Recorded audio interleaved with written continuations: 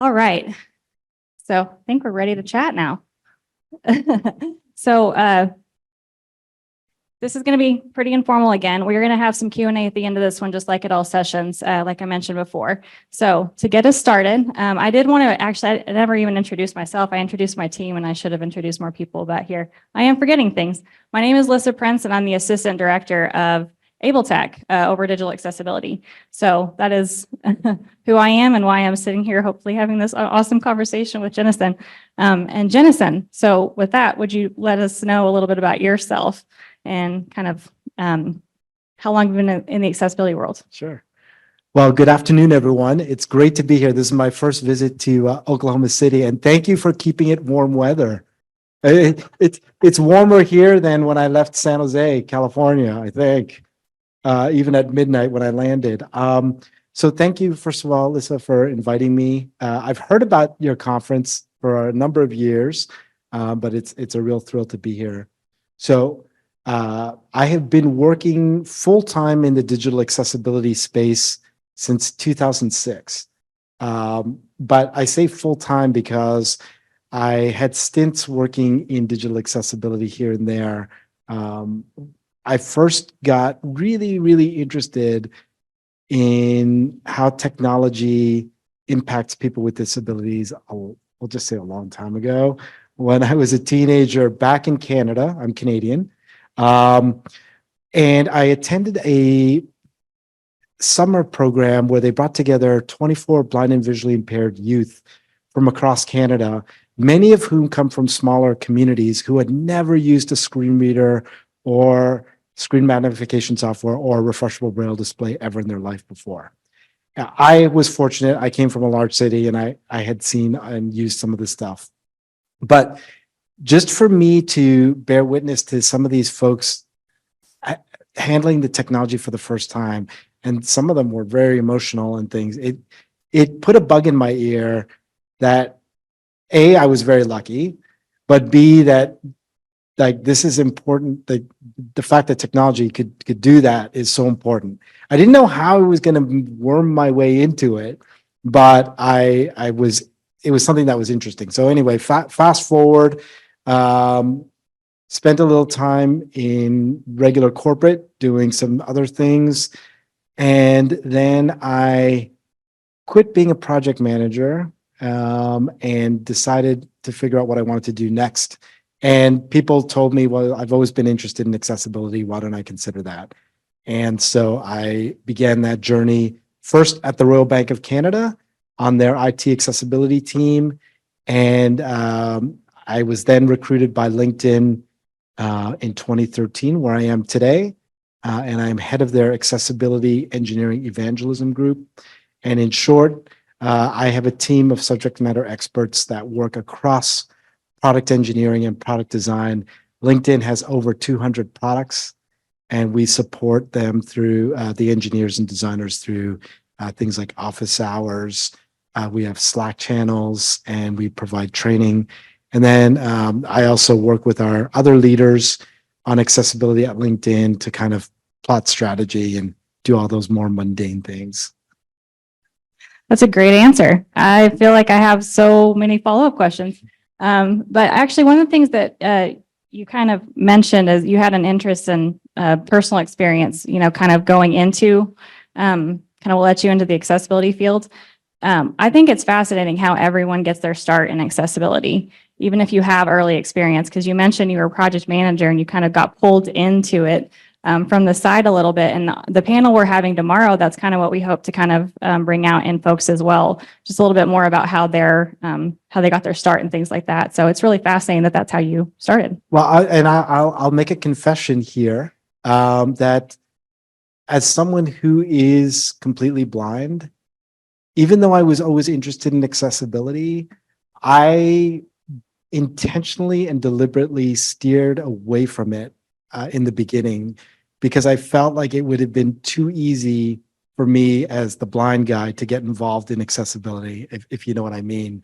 And so I felt like I had to do some other things first before I went to do my calling. But let me tell you, all of those years I spent as a project manager doing things like stakeholder management, negotiation, all of those skills serve me so well today. And I don't think I would have been successful in the work I'm doing now if I didn't, because I know everyone in this room, you all work in some form of helping folk with disabilities. It can be tough. There's a lot of doors slammed. There's a lot of interesting conversations to be had, and to be able to navigate and negotiate those, and to be able to keep level-headed, and to be able to understand how people work and what motivates people and why sometimes you're getting pushed back because it's not always what you think. Those are the kinds of skills that I think have served me well. And I wouldn't have gotten those had I not done what I did in terms of doing some other things first. Really cool. I feel like I heard a lot of nods and ums kind of going through the room. So that's really neat to hear. It was resonating with everyone, it sounds like. Okay, cool. So I think let's kind of start talking about GAAD. So my first question about GAAD specifically is, well, actually, I should explain what it is. It's Global Accessibility Awareness Day, or GAAD for short. So you co-founded this with Joe Devin in 2011. What is GAAD and what inspired it? Well, let's start with what, So outside of my day job, one of the things I really enjoy doing is figuring out really inventive ways to make accessibility more approachable to your everyday technologist, designer, developer. I got wind of an event that was happening in Washington, D.C. back in 2009. And how it was described to me was they were going to grab a bunch of people, invite them to this free event at the Martin Luther King Jr. Library in DC. They were going to feed them and just have people come up with these sessions, put them up on a board and vote. And I went, this is chaotic, but sounds brilliant. And so I flew to DC to just check this out. And it was amazing. The room was full. There was all this energy and people were coming up with sessions. And I know this was all about accessibility. It was called Accessibility Camp DC. Anyway, I left that session going, wow, this is like, first of all, I need to bring this to Toronto at some point, but this is amazing. So I did. I brought it to Toronto in 2011. And just like thought it was really neat to do something like that. They had sandwiches, I had pizza. But anyway, so fast forward to November of 2011. It was a Saturday evening. And ordinarily, I'd be out and about, having a couple of adult beverages. But I was home, and I was just trolling Twitter, known as Twitter back then. And I was like just going around with my screen reader. And then I came upon this tweet, and it said, accessibility needs to go mainstream now. I went, oh, what's this? So I activated the link. And it was a blog post by someone I didn't know at the time named Joe Devin. And at the time, Joe Devin was a back-end developer in Los Angeles. So here I am in Toronto. And his blog post was all about, he was basically bemoaning the fact that developers know nothing about accessibility. They don't know what a screen reader is. But there needs to be this day devoted to accessibility, a global day. And I was like, well, this is perfect. So I responded to the blog and I said, hey, if you're really serious about this, like, let's chat. Now, you couldn't get two more overcommitted people working on something like Global Accessibility Awareness Day than Joe and I, but we finally found time to chat. And it turns out a couple of things. One, he was a fellow Canadian, but having lived a long time in LA. So that was fun to just do that. And here we were just like, okay, so blah, blah, blah, blah, blah. This is what I'm doing. He was very much involved in the mainstream tech community in Silicon Beach. And, he was just telling me about his story and all this kind of stuff. I said, all right, so do we want to do this? And we were like, okay, sure. And we were like, okay, well, when? So we just randomly chose May 9th, 2012. That we figured that would give us enough runway to kind of figure things out. And then after that, we basically individually just started calling our friends mine in the accessibility space, him in the mainstream tech space. And it was just like, my pitch was, hey, thinking of doing this global event, would you be willing to run something on this date? And surprise, like people were just like really embraced it. And the first time we did it, I think we had about 20 events that we knew about, ranging from like a meetup to this like large government conference in India. Like it was like big. And then there was things in Australia and all kinds of things happening. And so we did it on May 9th. But of course, just randomly choosing a date like that, we since learned that May 9th kind of corresponded with big holidays in Europe. So then we moved it to May 12th.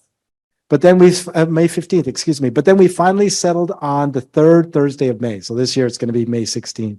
And essentially what GAAD is, it's an opportunity for folks to spend a day dedicated to talking, learning about all those kinds of things about digital accessibility, primarily targeted at the mainstream tech community, to get them aware, because everyone in this room knows something about digital accessibility, right? So it's really to get the everyday Joe or Joanne to just think about it and talk about it. And so who knew back in 2012, here we are, I think we're our 14th GAAD this year.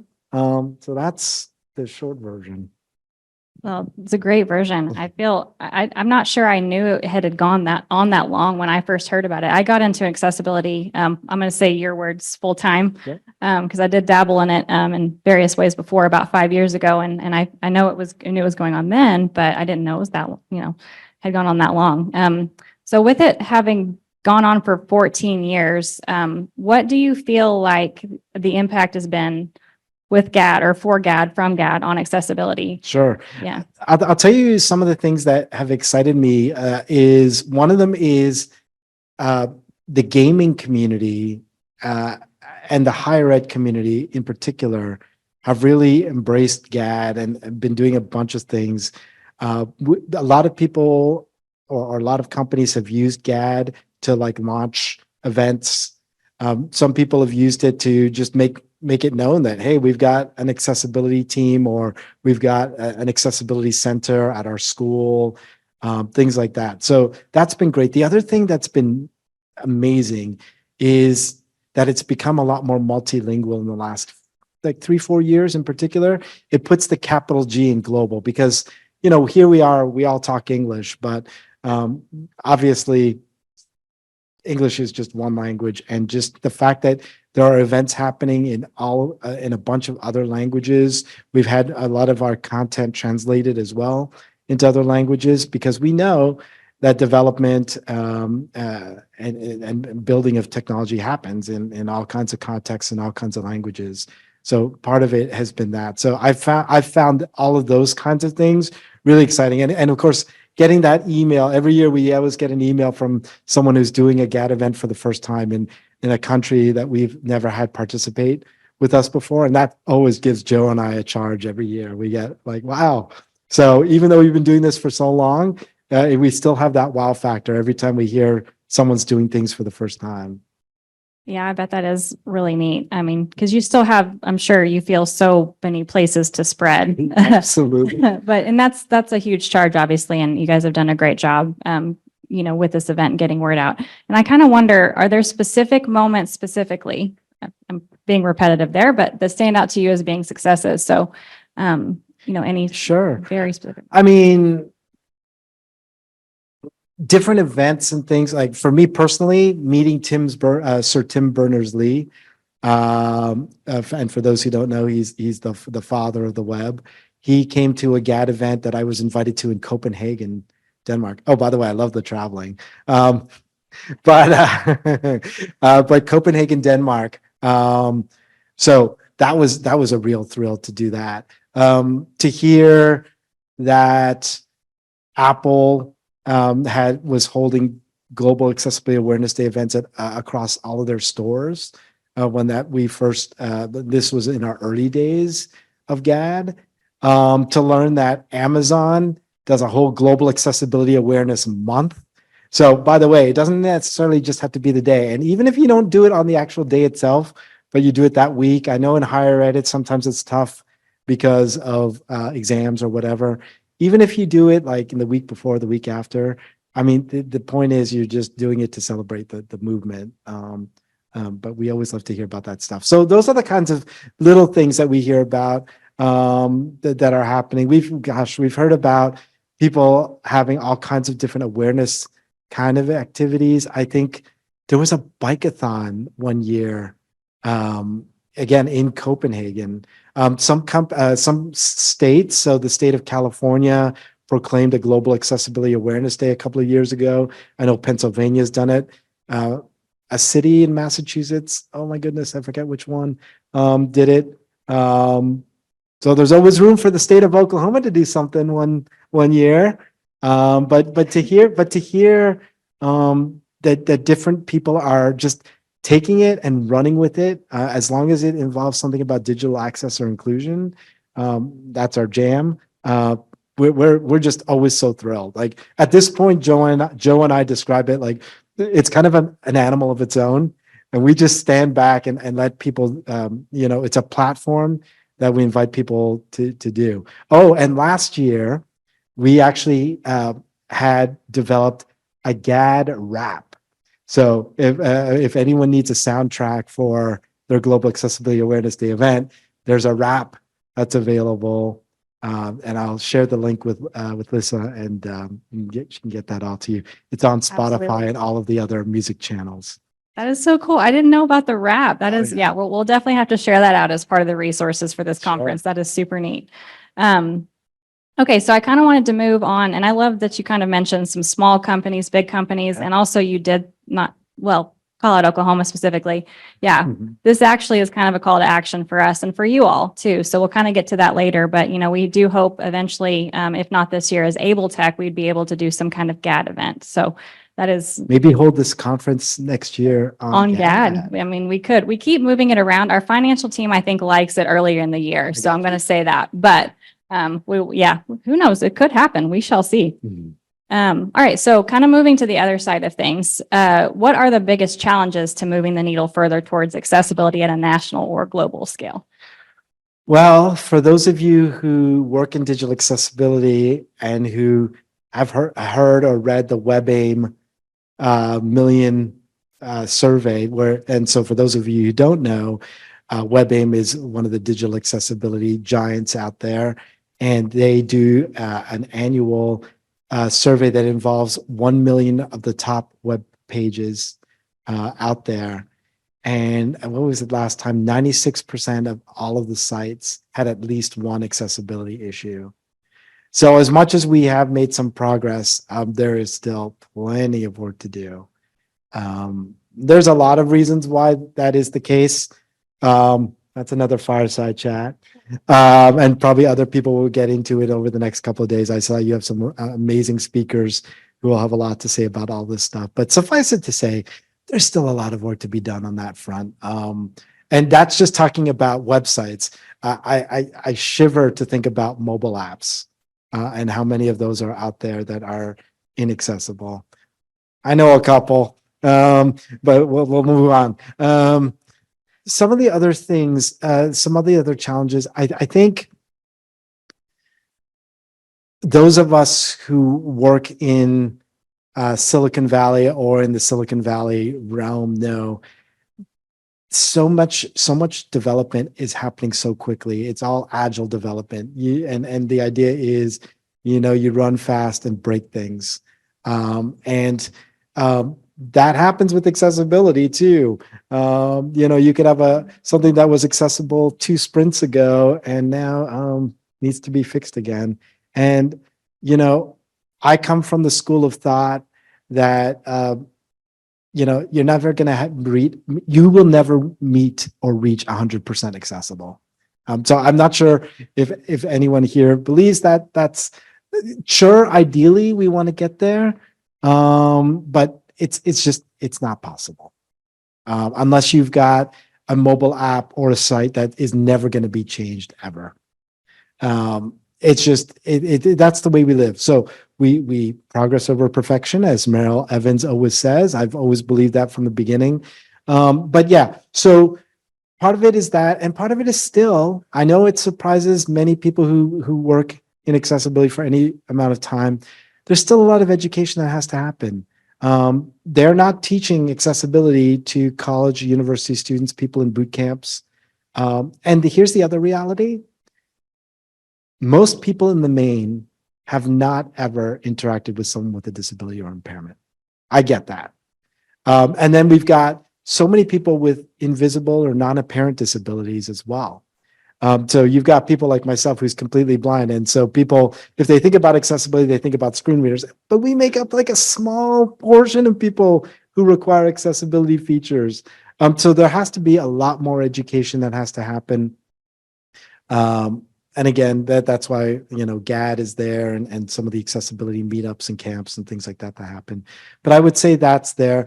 Now, on the flip side, can I talk about positive things?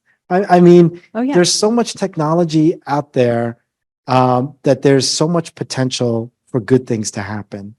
The technology behind overlays has so much potential to do good. And there are more people who work in accessibility who are getting involved in that mix. I think that that's great. And I think we will move things forward. Overlays kind of got to a bumpy start.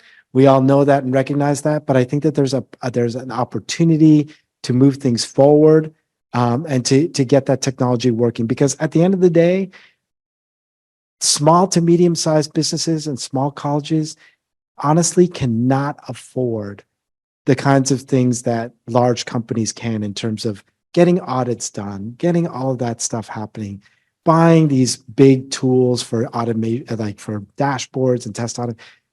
Your everyday mom and pop restaurant or store or anything like that, their IT budget is dollars, $20. They're building websites using free tools. They're not going to have hundreds of thousands of dollars to do audits. So I think that there's some hope there. The other thing I want to point out is there's an amazing organization called Teach Access that has a quest. They're on a quest. By 2030, they want to make sure that 1 million college and university students have fundamental knowledge of accessibility. And they're well on their way.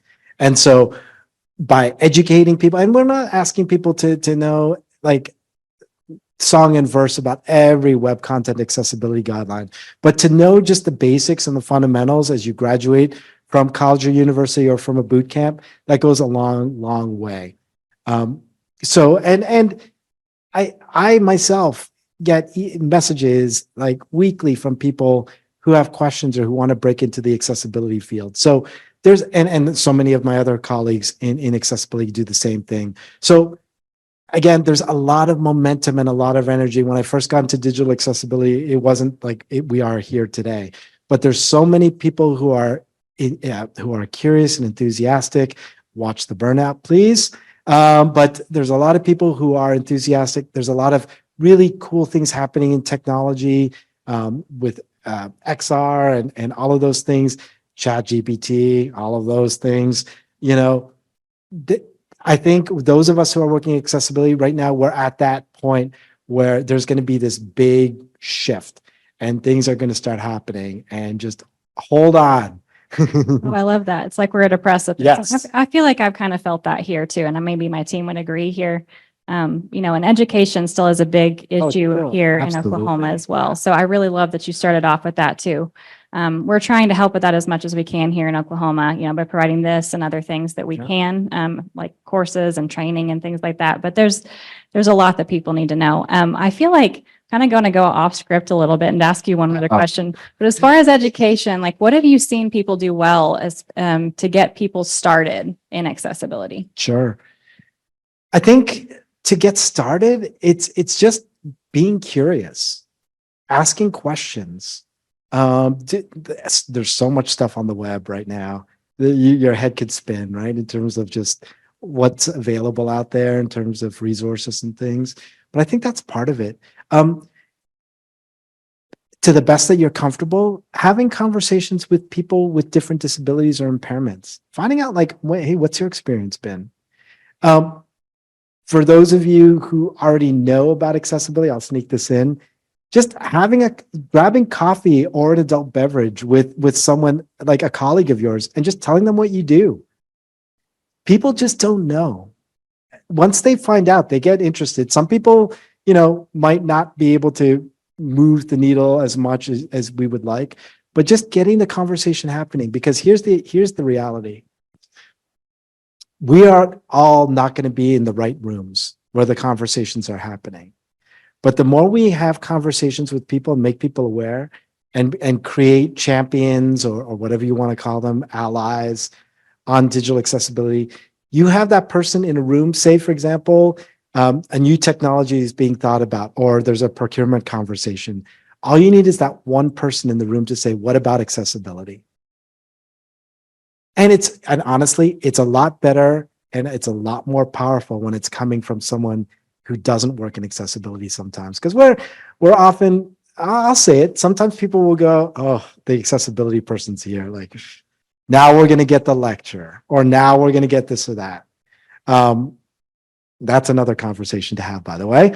But to have peers talk about it, or more importantly, to have leaders, have VPs, have IT coordinators, have mainstream folks talking about accessibility, that is the sweet spot.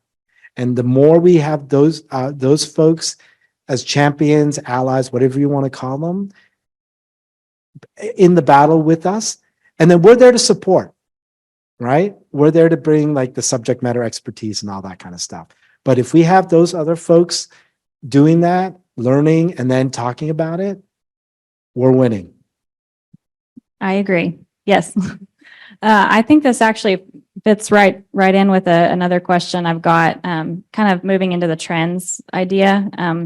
So I don't know, since you've seen accessibility at such a large scale, we're curious about what you've noticed over the years. And I feel like I'm going to know your answer, but do you think they've been more positive or negative? I would say more positive for sure. I mean, I would say definitely more positive, because for whatever reason, the last 5-6 years in particular, there's been a lot more mainstream focus on accessibility.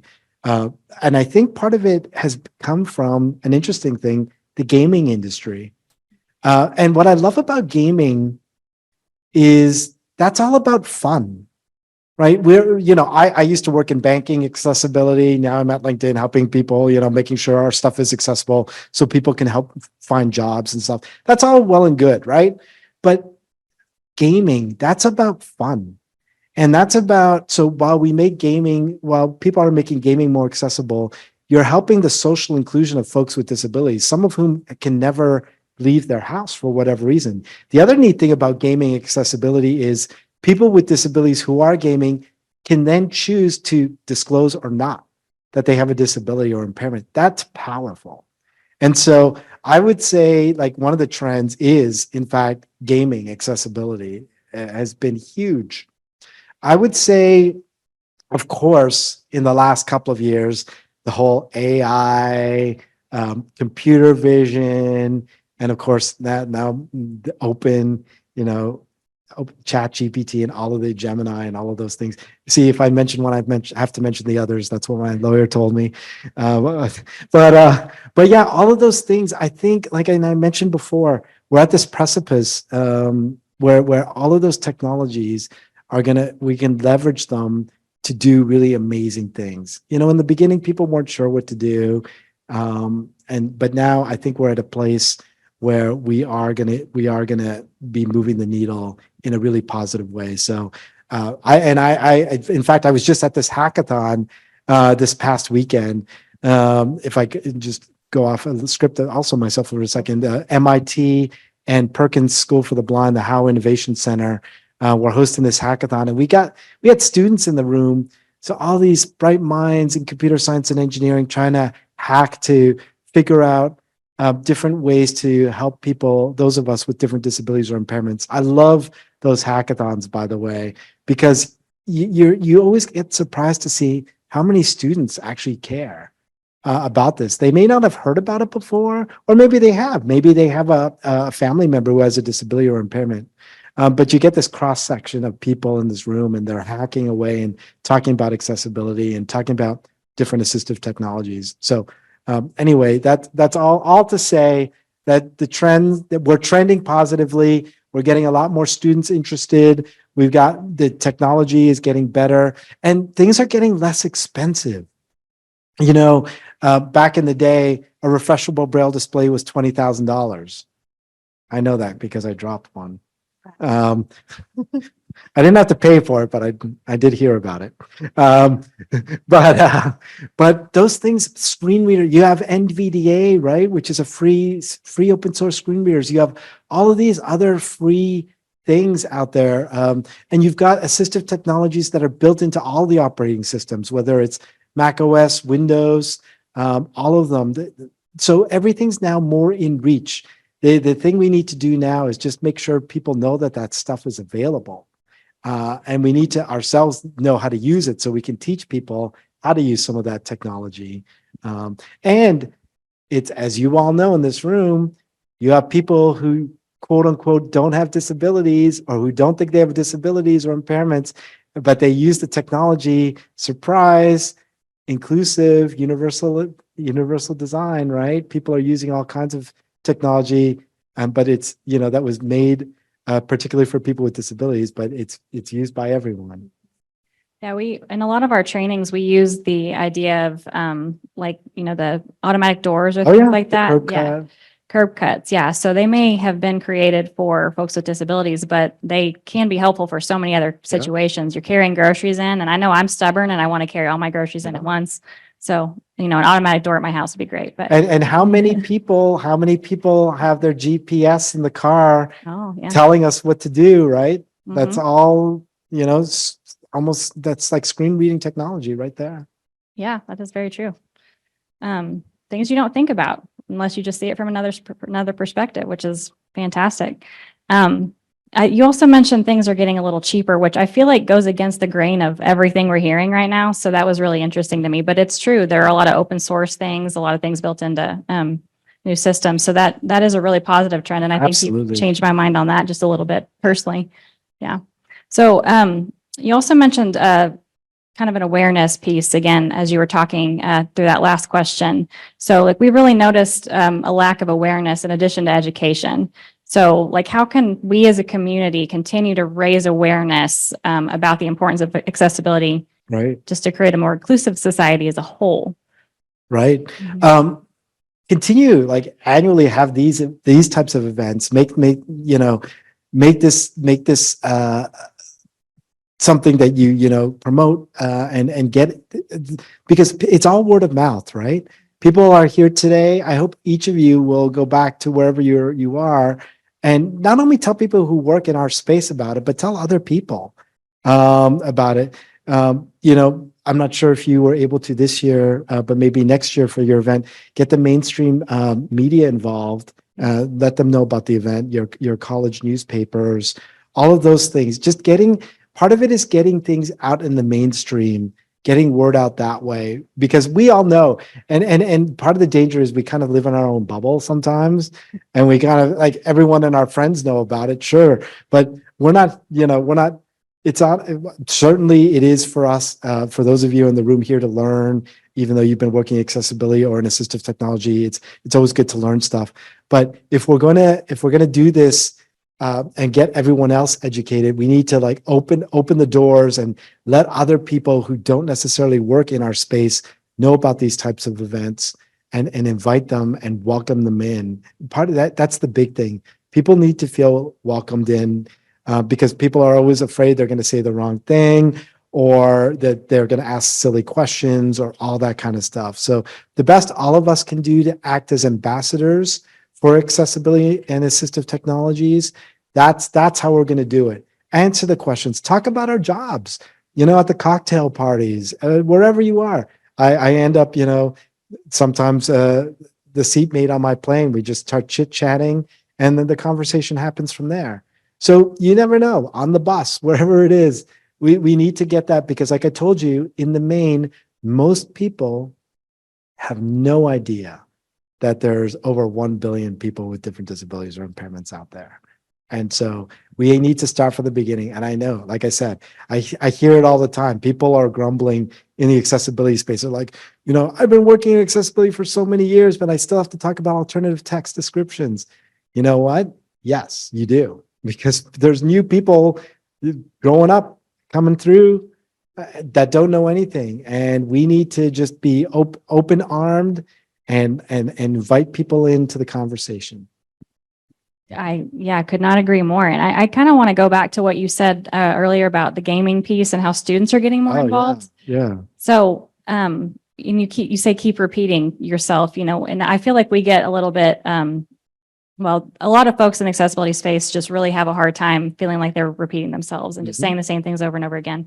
But I think starting earlier is kind of where we're all needing to head, and like having students that know about it is so crucial. Absolutely. And if they come up kind of knowing what they should do in the real world when they get out there, it's going to start to kind of push the needle back and further. And they call that shift left in the accessibility space. Yes. I believe that was started by DQ, right? Was it DQ or am I just Not completely? sure. Tenon. Okay, sorry. See, I don't know. We're going to have a little debate about that. So that's Carl Groves. He'll be doing our talk tomorrow at 9. So we have him from Tenon and then Glenda from DQ coming. So I guess we can have that debate live. I don't know. We'll see. Right. I think shift left though has been, we kind of co-opted it in accessibility, but a lot of things have been shifting left. Yep. But no, absolutely. And so things like Teach Access are going to help move the needle. But then we also like opportunities to learn about technology should happen earlier, right? Even in high school, in the whole K-12 arena, because they're teaching coding to kids now. And so to the best we can get them thinking about it, of course, you don't want to scare them and talk to them about the web content accessibility guidance, but even just fun stuff. Like kids find hearing a screen reader, who wouldn't find that neat? Or talking to voice recognition software and seeing stuff written on the screen. You got to so part of it is also making things approachable and fun. Like if you're going to turn things into this like Socratic thing and guilt people, that's the other thing. And guilting people into doing the right thing, to me, that's counterproductive. So that's just my opinion. But yeah, so I think that there's still rinse and repeat. We've got to keep doing it because like I said, there's always going to be new people who are interested coming into this industry, working on tech. And so we just need to make sure we're there to help them learn. Excellent advice. I appreciate that. And I'm going to take that myself. So anyway, now that we're moving, we're kind of nearing 1:44. We have about 30 minutes left. And I do want to leave, plenty of time for questions. I want to make sure we cover the GAAD Foundation. So there is another piece to GAAD, and that is the GAAD Foundation. So how is the GAAD Foundation actually helping advance the original goals of GAAD? Sure. So even though Joe and I are a little busy, we kept hearing over the years, they're like, well, GAAD is just one day. You need to be doing stuff all year round. And so we were like, oh, okay. So we were coming up to our 10th anniversary in 2021, and we said we had to do something. So we launched the GAAD Foundation. And what it is our mission is to disrupt the culture of technology and digital product development so that accessibility becomes a core requirement. And so that's basically that makes Joe and I kind of attached to this thing now year round. And so we have 4 core programs within the GAAD Foundation, and easy to find it. It's GAAD.foundation if you want to see that on the web. But of course, Global Accessibility Awareness Day itself is one piece of it. Another piece is called the GAAD Pledge. This is an opportunity for open source projects to spend a year basically making their core components. I don't want to get too technical here, but to get their components, their libraries, their frameworks accessible, and then to make their documentation likewise accessible, because a lot of people use these open source frameworks like Ember, like React Native. And so by making those open source frameworks accessible, we're helping move the needle that way. So that's the GAAD pledge. The third one is something called the GAAD Speakers Fund. And what we do is we provide up to $3,000 of funding for three groups of people. One, for people who are working in digital accessibility full-time, but who want to present at a non-accessibility mainstream tech event, for example, South by Southwest. We all know how expensive those things are, and so we provide up to $3,000 to pay for whatever you need, airfare, hotel, registration fees, whatever that is, so that you can attend that mainstream tech event and present on accessibility. The other group we want to make that money available to are people who care about accessibility, who do not work in accessibility full-time, but who want to present either at a digital accessibility event like CSUN Assistive Technology Conference or at another mainstream event. And then the third group are for people with disabilities or impairments who want to present at either. And the idea, what we're trying to do is we're trying to elevate the conversation on accessibility and make it possible for people to do that in all kinds of venues. So last year, we had three winners. One of them presented at a JavaScript conference in Philadelphia. One presented at a conference in Germany, and the other one presented at an internet event in Australia. They were from Pakistan. So again, the GAAD Foundation, you can learn more about that. And the fourth thing that we just launched last year is called the GAADies, and they're awards. One thing we don't do well in accessibility is recognize and celebrate ourselves. And so we are not necessarily interested in celebrating a product that's become accessible. We are more celebrating people who have integrated accessibility throughout their development process and kind of living the mission of the foundation. So again, it's less about the product itself, but we're more interested in how did you integrate accessibility into your process. So last year was our first. This year, it's going to be in November, date to be announced, in San Francisco. GitHub is hosting us this year. So we're really happy about that. We were really pleasantly surprised. We had 18 submissions last year. We're expecting to have a few more this year. But again, if you're interested in learning more about the work of the foundation, check out GAAD, GAAD.foundation. It sounds like you have a lot going on, Jennison. I mean, I think we already knew that, but my goodness. So, I mean, what is the favorite thing that you do with the foundation so far? Like, out of the things that you listed, you said 4 things. Yeah, for me, I think me personally, I love the Speakers Fund because I know that we are providing opportunities for people who would not have had that opportunity to talk about accessibility to an audience. And I think that again, it's about spreading that awareness in rooms that we wouldn't necessarily or ordinarily be in. And so I find that having that opportunity to provide that opportunity to people, it makes me happy.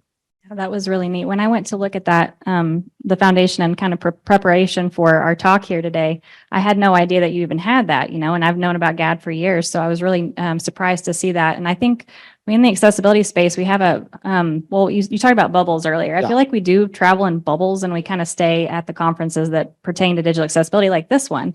But, our reach is a lot greater if we can get outside, and some of those conferences are very expensive. So that is very neat that you're able to provide that opportunity. Yeah, I wanted to say one thing about that. With the foundation in particular, we are intentionally and deliberately engaging more with everyday technologists. We have our friends in the accessibility space who we love. But if we're going to be fulfilling our mission, at the foundation, we need to be having a lot more conversations and spending a lot more time engaging with the mainstream tech community. And so the foundation is going to give us that platform. But, we would love it. I say this not jokingly, but if we could get people as famous as someone like a Taylor Swift to be talking about like, hey, you should be capturing your TikTok videos, just imagine the power of having celebrities who are out there, influencers out there, talking about accessibility. That's our ultimate goal, is to reach those people and to have them, and not doing it in like awkward ways, but just doing it as part of their natural conversation. That is the ultimate goal for the foundation as we try to disrupt the culture, is to have people talk about accessibility as if it was second nature. I love that, second nature. And also, I mean, have you reached out to Taylor Swift? I mean, it's a possibility. It's on the agenda. Very cool. Very cool. She seems like she can get a lot of things done, so Right. maybe we should lean on her. So last question, kind of on the foundation, but like, what do you think that we folks in this room could really benefit from as far as the foundation? Like, which piece do you think all of us could maybe leave with today and go utilize? Sure. Well, I invite everyone to think about running your own Global Accessibility Awareness Day event, wherever it is you work. So that would be one thing. Also, I mean, all of you are welcome to think about taking advantage of applying for the GAAD Speakers Fund. I mean, all of you in this room care enough about accessibility because you're here. Maybe there's a talk that you might want to do at an event somewhere.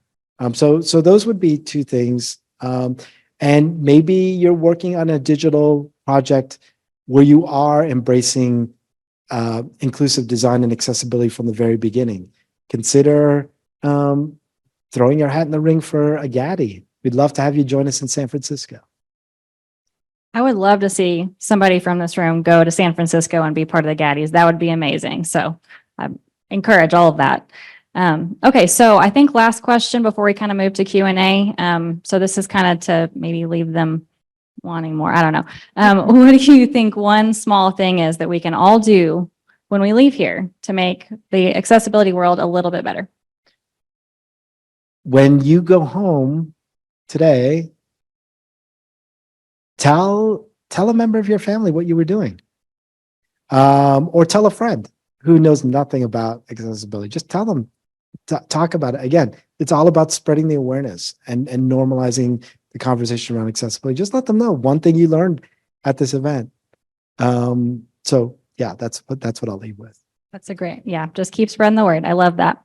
Okay, so now we're going to move over into some questions. So I'm going to start walking around the room, hop off the stage, and I'm going to pass a mic to Adam, and we'll start with questions. Adam, do we have questions from the online audience yet? One? Okay, I'm going to go pass a mic to him.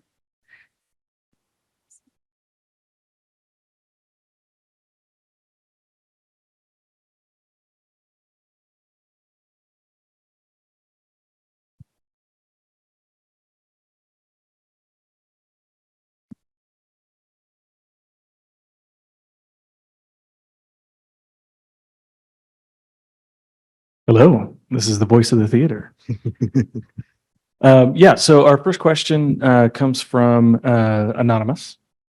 And they ask, how would you recommend approaching an organization that has traditionally been resistant to providing accessibility, air quotes, beyond legal requirements, or even meeting or listening to the concerns of an audience who has brought accessibility concerns or recommendations? Sure. And they just, for example, hiring an interpreter for a program, but not providing alternative imaging, demonstrations, schedule adjustments, that kind of thing. Yeah. So I think one of the best ways in my years of working in accessibility, the most powerful way to get people on side is to have an actual person with a disability or impairment come into a room. So you have to set up a session of some kind, come into a room and attempt to use the website or mobile app of that company using their assistive technologies. and whether that website or mobile app is accessible or not. I think that in itself, I think that usually is an eye opener for people. Having authentic stories from the actual end users themselves is, I think, the way is the most powerful way to do that. It certainly has been in my experience. Most definitely outside of like that whole thing of the scare tactics of, oh, we're going to get sued, all of that other thing. The other thing to talk about is to try, if you can, to tie accessibility to the mission of the company, the mission and the vision of the company. At LinkedIn, it was so easy for me because we're all about providing economic opportunity for every member of the global workforce. It's hard to argue why we shouldn't make our stuff accessible, because every member of the global workforce includes people with disabilities. So there's that tie into the mission or vision of the company is another way to do it. If you're talking to individual engineers, one of the conversations I have with engineers in particular, because I sit in engineering, is every time you deploy code that is not accessible, you're basically deploying buggy code. You're increasing or you're contributing to the tech debt for whatever it is you're building. And if you care about your craft as an engineer, you should be delivering accessible product. And talking to engineers about that in that type of language definitely gets to them a lot more than talking to them about doing the right thing or we're going to get sued. And that's just been my own experience. So hopefully some of that's been helpful. Answer. All right. Oh, and I'd also say if you can also tie increased engagement and increased sales by making your stuff accessible, I think that also helps because there's this thing about, if you make something accessible, someone with a disability is able to use it, you're going to gain brand loyalty, not only by that person with a disability, but by their friends and family as well. Great answer. Now I'm looking around the room. If you have a question, please raise your hand and one of us will bring the mics. Okay. Got one question from the room, 2 questions from the room. So we'll go with those. And if you could just say your first name and where like what organization or agency you are with and what you do, just to give me some perspective where your question's coming from. Absolutely. Hello, my name is Joe, and I'm from the University Hospitals Authority and Trust here in Oklahoma City. And actually going back to a previous experience I had working for a government agency, I happen to have a really good role model in that role. And she taught me to really care about accessibility and what it means. And so from this day on, it's been one of those things where I check alt tags just for more context, just for more context. Yep. And when they're missing, I get sad. And so it's like role models like that, I think, are important. But moving beyond that, shout out to Vicky, by the way, she's listening. But more than that, it's like as soon as I put my wrap my head around accessibility and what it means, it's like I've always wanted to find people that have that need to talk to them about their needs, especially screen readers and stuff like that. Do you have any like tips for meeting people that may be able to help provide context around what accessibility means for them, and how do you approach that? Like, how do you make that ask of, hey, do you want to look at a website with me? Yeah. So there's a couple of things. One is approach any number of different nonprofits wherever you are that support people with different disabilities or impairments, and just to call them up and say, hey, I'd love to, if there's someone there who might be interested in meeting to talk about accessibility. Those of us with disabilities, if we're given the opportunity, if we have the time, are always open to doing that kind of thing. Now, if it's a formal ask, then of course you're going to want to compensate, like if there's a user research study or something like that. But just to have like an informal chat, find out, like call those nonprofits and ask, like, do you have regular meetings where you have people talking about technology, or could you set something up, or is that something that might be of interest? Because I'd love to come and find out more about what are the pain points. If you work at a college or university, you know, a lot of them have offices or centers for students with disabilities. That's another good place. A lot of them have clubs, that advocacy clubs for people with different disabilities or impairments. The other thing is to go onto social media and make the ask there. So there's a couple of different avenues, but a lot of it is just getting out there, pounding the pavement. But I think your best bet is those nonprofits who serve people with disabilities or independent living centers, those kinds of places.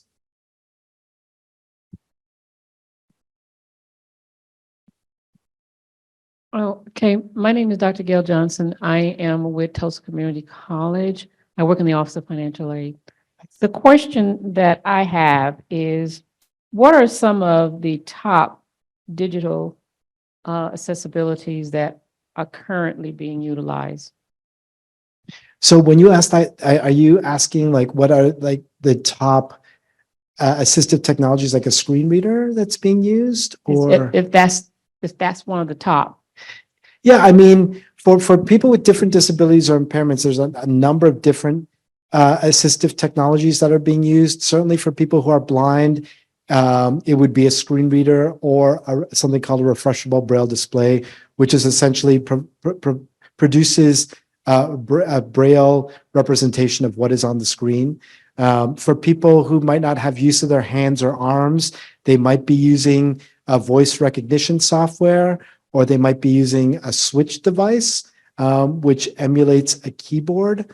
For people who are deaf or hard of hearing or who experience hearing loss, they will want to have captioning, captioned video, or virtual interpretation is another one. For people with cognitive disabilities, having just screens that are not busy, that are well designed, that are crisp, with easy navigation, is also helpful. So those are some of the different buckets of assistive technology and people who would use those.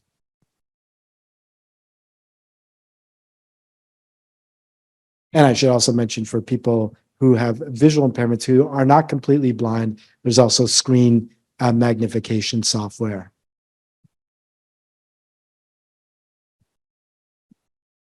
All right.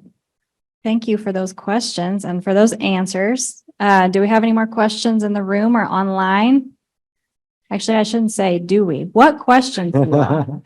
And I know there might be some people in here who may have questions that they might not be comfortable for whatever reason asking here. Feel free to reach out to me on no surprise LinkedIn. You can find me there. Happy to chat with you over anything I've discussed or alluded to in my conversations here. Well, thanks you for offering that. We do have another question online, so I'll pass the mic to Adam. All right. So for this question is from Anonymous, and they We ask, love anonymous. yeah, where is the best place to find good programs for use in groups or personal computers for talk to text and screen readers? Oh, where's the best place to find programs? So when you mean programs, are you asking where's the best place to find actual screen reading software? Was that the question? Can you? Yeah, They probably Anonymous, can hear me, right? yeah, they should be able to hear you. Yeah, Anonymous, if you can send in a clarification for your question, we will circle back to you. And if not, please message me over LinkedIn. I'm happy to discuss that, but I'm not sure exactly what you are looking for. We could talk a little bit about some of the programs. Well, you kind of mentioned some of those in your talk, like Apple has the screen reading software in there. Oh yeah, absolutely, things yeah. like that. So there is a clarification. Actually, let me. That's right. Sorry, I'm just going to jump in here. Yeah, they did clarify. Yes, programs such as Dragon or other programs. Right. I think one of the neat things right now is that, as I mentioned before, Windows and Mac OS have different assistive technologies built right in. You don't even have to go out and buy anything. They've got screen reading software built in, screen magnification software. You can turn your keyboard into a switch device or purchase something that's inexpensive. And in both the Android platform and on the iPhone, similarly, there's assistive technologies built in. That's such a game changer because it used to be those things were so expensive, but you have all of those assistive technologies built into the platforms right away, so you don't have to go far to find them. Hopefully that helps, and please reach out to me again if I can be of more assistance. And we have another question from online. Okay. Next is from Kath. And they ask, what is one of the greatest shifts that you've seen throughout your career? One of the biggest shifts I've seen in my career has been the fact that more designers are now feeling more comfortable around accessibility. When I first started, the conversations were a little tense with designers because there's always been this idea that accessibility will stifle creativity. But I've noticed, again, more so now in the last 5 or so years, that designers are, once they understand what we're trying to accomplish, because that's part of the issue, is they don't necessarily understand what we're trying to achieve. Once they get that we're looking at creating usable, delightful experiences, they find that an interesting challenge. So I would say that's been the biggest shift. The other is just the shift in technology, the fact that there's a lot more test automation that's available, that's making things easier for people to build accessible products. This is Charlie Watt from Department of Rehabilitation Services. Let's open up a can of worms. I'd like to get for you to tell us, what is your preference for alt text? Likes, dislikes, what do we do? Now, when you're asking me what my preference is, my preference is to have it there. Well, given that as Are you nice assumption. So are you asking? Okay, I think I know where you're going. So I prefer brief and to the point alternative text descriptions. I do know, though, some people prefer much more robust alternative text descriptions. And it's been my unscientific experience that those folks, my peers who prefer having a lot more description, are people who may have lost their vision later in life. I've been completely blind almost since birth. So for me, I have a lot of, if you want to call it, preconceived notions or ideas of what certain things look like and what's important to me in terms of a description, in terms of what I need to get what something is.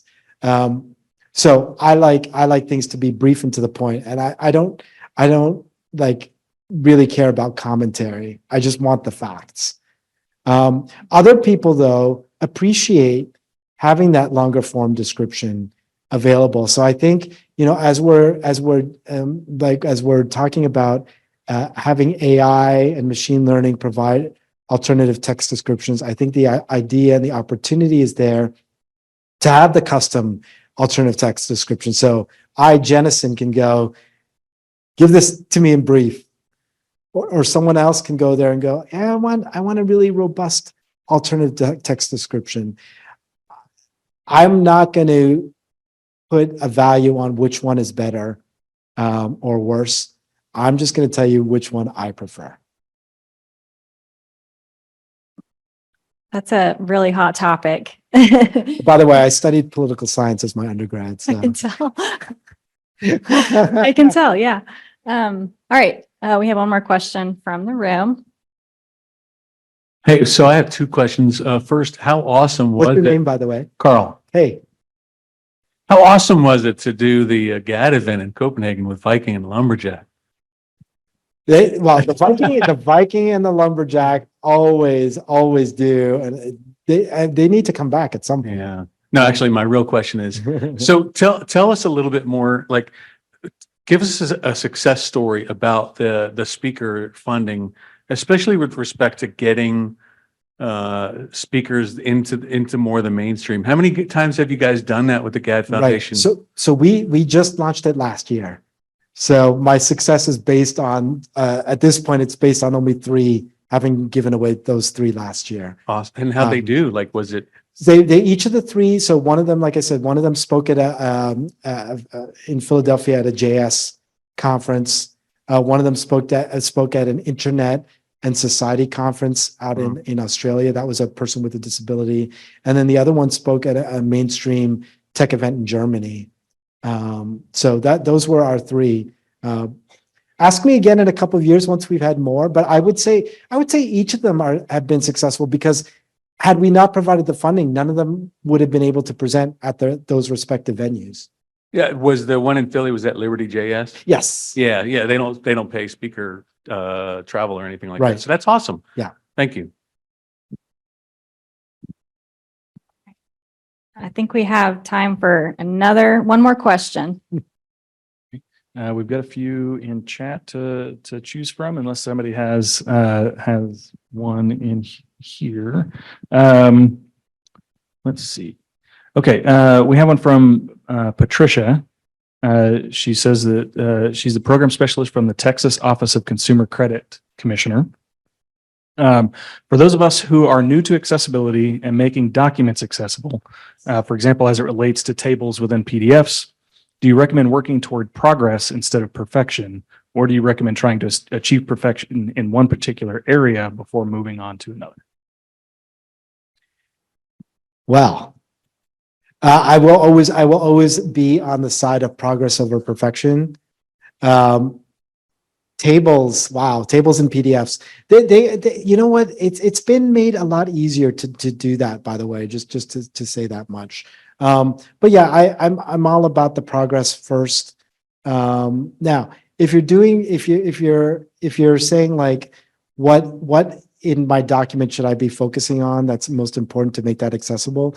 You know your documents best, and so you need to know like what's the most important part of this document? Is it the table? If the answer is yes, if it's that data table, that's the most important thing in that document, then absolutely make that table more as accessible as you can. Maybe it's not the table. Maybe it's an image. That's the most important thing. Make sure it has alternative text then. And I'm not in any way saying just do one thing, but you need to judge for yourself. It's similar to websites. People have this tendency sometimes to boil the ocean. They're like, oh my God, we've got like a 400-page website. We got to make every single one of these pages accessible yesterday. No. You need to focus on the most widely used transaction flows, or the flows where you know that people with disabilities or impairments are going to be using them. Focus on those first, and then put a plan in place to fix all the rest of it.